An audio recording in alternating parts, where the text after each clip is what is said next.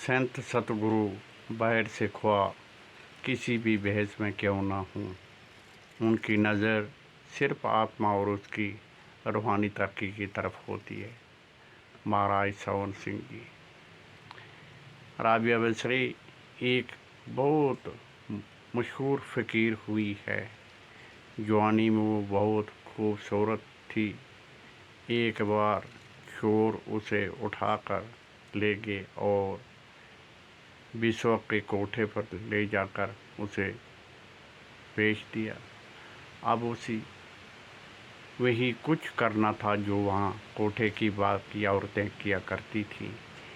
इस नए घर में पहली रात ही उसके पास एक आदमी को भेज दिया गया।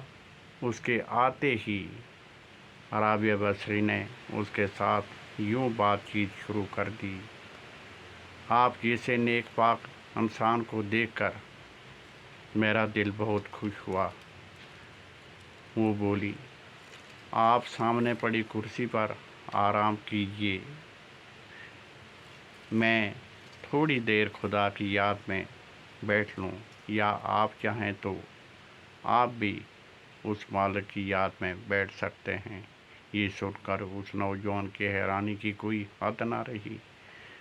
वो भी राबिया के साथ ज़मीन पर बैठ गया।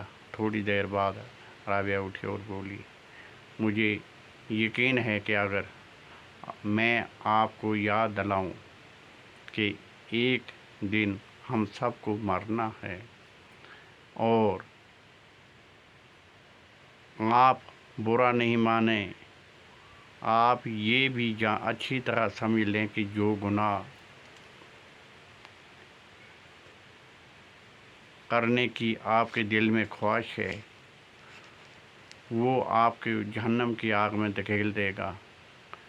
आप खुद ही फैसला कर लें कि आप ये गुनाह करके जहन्नम की आग में कूदना चाहते हैं या इससे बचना चाहते हैं।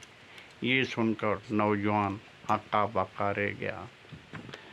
उसने ज़रा संभल कर ए फरिश्ता सेरत पाक दामन बीबी, तुमने मेरे आंखें खोल दी।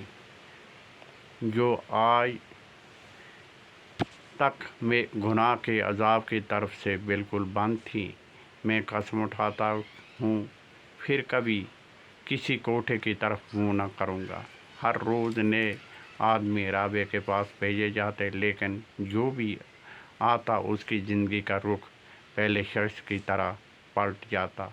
उस कोठे के मालिक को ये जानकर हैरानी हुई कि इतनी खूबसूरत नौजवान औरत एक बार आया गाहक दोबारा इसके पास न आए, जबकि लोग ऐसी खूबसूरत लड़की के दीवाने होकर उसके इर्द गिर्द घूमते फिरते हैं। ये राज जानने के लिए उसने एक रात अपनी बीवी को एक जगह छुपा कर बैठा दिया, जहाँ से वो राबिया के कमरे के अंदर की सब कुछ देख सकती थी। वो यही जानना चाहता था कि जब कोई आदमी राबिया के पास भेजा जाता तो वो उसके साथ कैसे पेश आती हैं। उस रात उसने देखा कि जैसे गाहक ने अंदर कदम रखा, राबिया उठ खड़ी हो गई और बोली, खुश आमदीद ए नेक बंदे, गुनाह के इस घर में मुझे ये बात कभी फरामोश नहीं होती कि वो मालिक कुल हर जगह हाज़र नाज़र है। सब कुछ उसकी निगाह में है और जो चाहे कर सकता है। आपका इस बारे में क्या ख्याल है? ये सुनकर वो आदमी दंग रह गया। उसकी समझ में कुछ ना आ रहा था कि वो क्या करे। आखिरकार वो हिचकिचाते हुए बोला, हाँ, उलमा और मौलवी इसी तरह बताते हैं। राबिया कहने लगी, मैं गुनाहों से घिरे हुए इस घर में एक लेमा के लिए भी ये बात नहीं भूलती कि मालिक कुल सब गुनाह देखता है और उनका पूरा इंसाफ करता है और हर बशर को उसके गुनाहों की सज़ा देता है। जो लोग यहाँ आकर गुनाह करते हैं वो अपने किए का फल पाते हैं اور ان کو لابیان دکھ اور عذاب برداشت کرنے پڑتے ہیں۔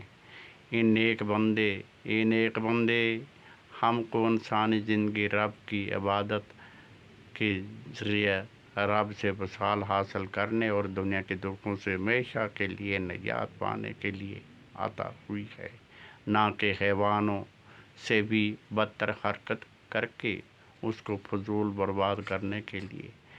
پہلے آئے لوگوں کی طرح اس آدمی کو بھی رابعہ کی باتوں میں چھپی سچائی کا احساس ہو گیا اور اسے زندگی بھر پہلی بار محسوس ہوا کہ وہ کتنے سنگین گناہ کرتا رہا ہے۔ آج پھر کرنے جا رہا تھا۔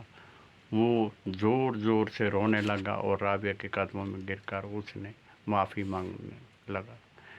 رابعہ کے الفاظ سے اتنے قدرتی، بے ریا اور دل میں اتر جانے والے تھے کہ کوٹھے کے مالک کی بیوی بھی باہر آ کر اپنے گناہوں سے توبہ کرنے لگی۔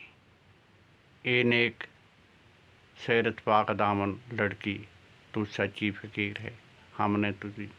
ہم نے کتنے بڑے گناہوں کا بوجھ تجھ پر ڈالنے کی کوشش کی، تو فوراً اس گناہ کی دلدل میں سے باہر نکل جا۔ اس واقعے سے اس کی اپنی زندگی میں نیا موڑ آ گیا اور اس نے اپنے شوہر کو جب پوری سچائی بتائی تو دونوں نے گناہ کی روزی ہمیشہ کے لیے ترک کر دی۔